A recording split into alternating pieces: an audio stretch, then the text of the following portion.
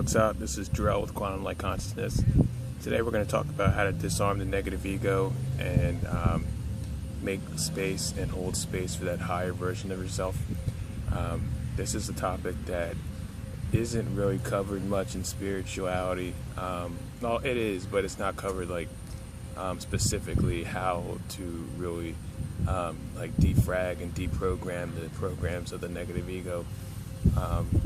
It's something that you have to get out the way if you kind of want to sit in that higher version of yourself inside your body. So let's get started.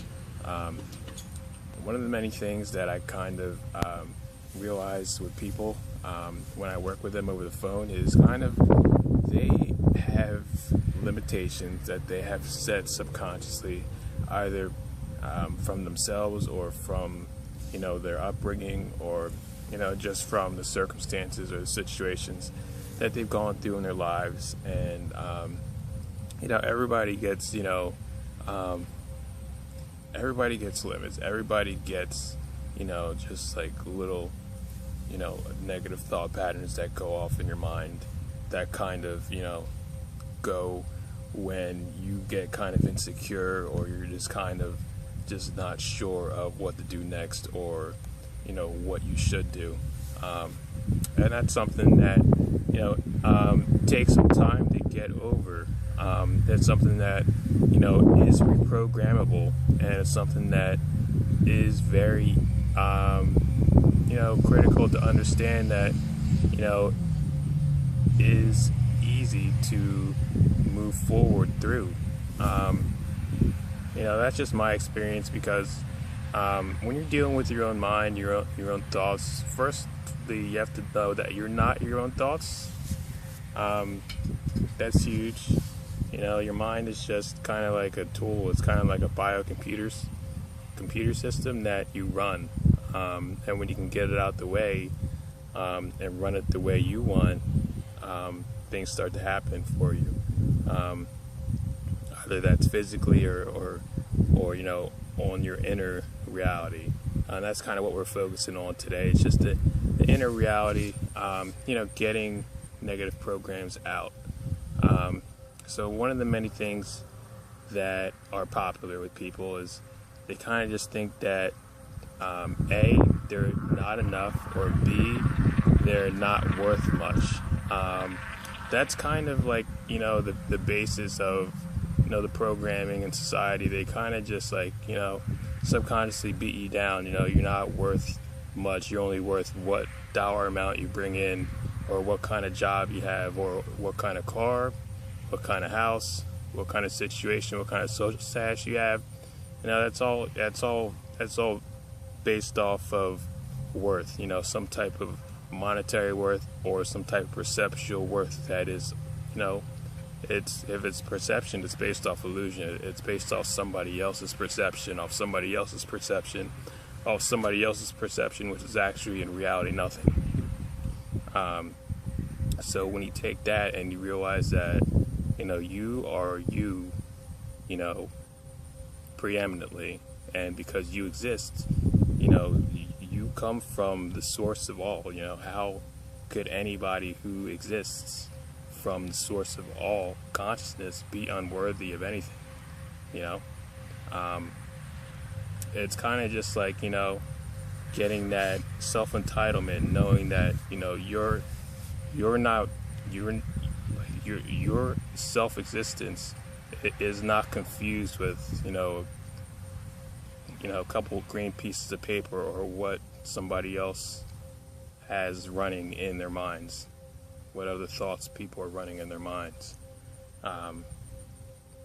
Same with not thinking that you're not enough for something. It's the same concept. When you go to do something, you kind of just have to build up that mentality that when you're doing it, it's something that's going to work out, because you're spending your time on it, and because you are you are able to deduct and get more data off of the results that you generate, off of your proper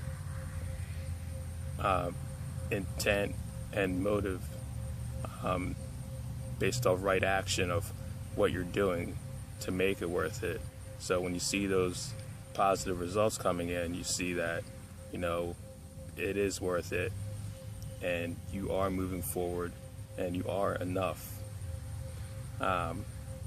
It's kind of just like knowing that those same thoughts will run when you're doing these things on, getting somewhere internally or externally, and then nullifying them, knowing your own energy and then nullifying them, and then stop yourself from falling back in. That's another huge thing. So to keep yourself from falling back in, you kind of have to just agree to listen to yourself and to listen to the thoughts that are going through your own mind. It's pretty simple, and you kind of just really have to monitor your own state. Now, it's just upkeep of your own emotional, mental state. So, say if you kind of get nervous every time, say if you're a new driver, and you kind of get nervous every time you get on the highway, you would listen to how you were feeling, and you would listen to the thoughts that are going through your mind, either telling you you can't do it, you're not enough, or it's not worth it, or something along those lines. What you would do is, when a thought like that would pop off, you'd have to understand who you are and what your own energy constitutes of. Because the negative thoughts, the negative ego, is the false self. That's not you. And when you understand that, you can reprogram your own energy to where you want it to be. So when you see, a thought saying, you're not enough, you would say, this thought out of incompletion is not mine. And there you go, it's gone. It's not yours. And why isn't it yours? Because you reside out of self-love. Your energy is out of self-love based off your personality. And when you can, reconstitute your own auric field frequency and that vibration, a lot of things start to change for you.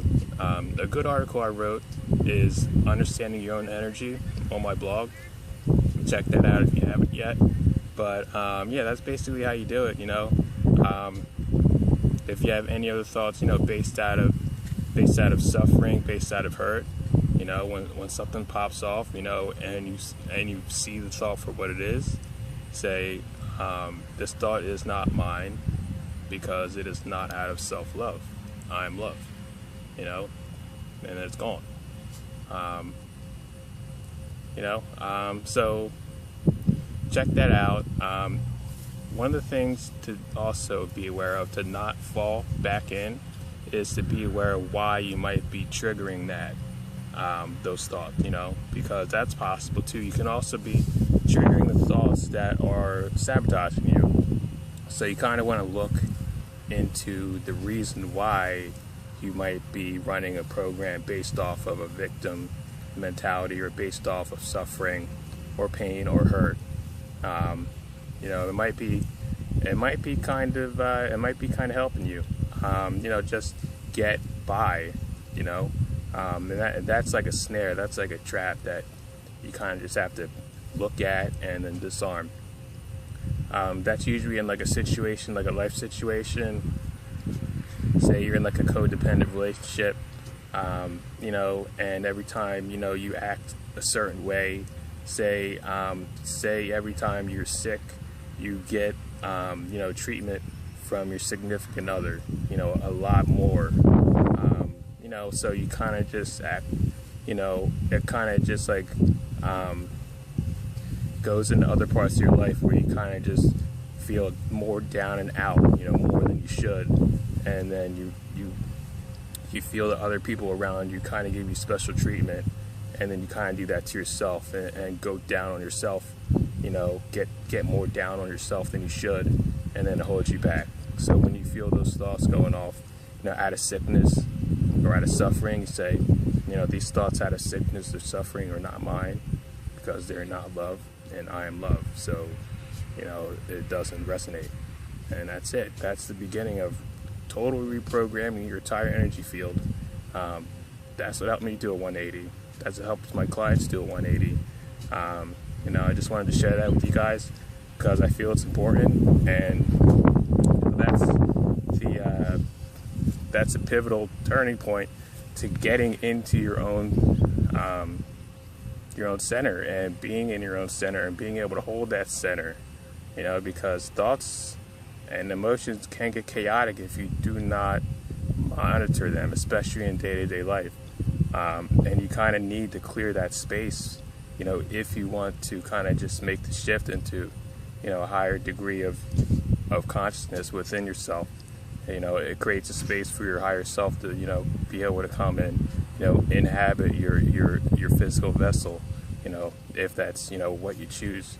And that's kind of like what the entire, ascension shift, spiritual awakening shift is all about. So I just wanted to share that. If you guys would like a session, I do intuitive coaching and healing at quantumlight.net. That's quantum-light.net. I'd be happy to help you guys out. Thanks so much.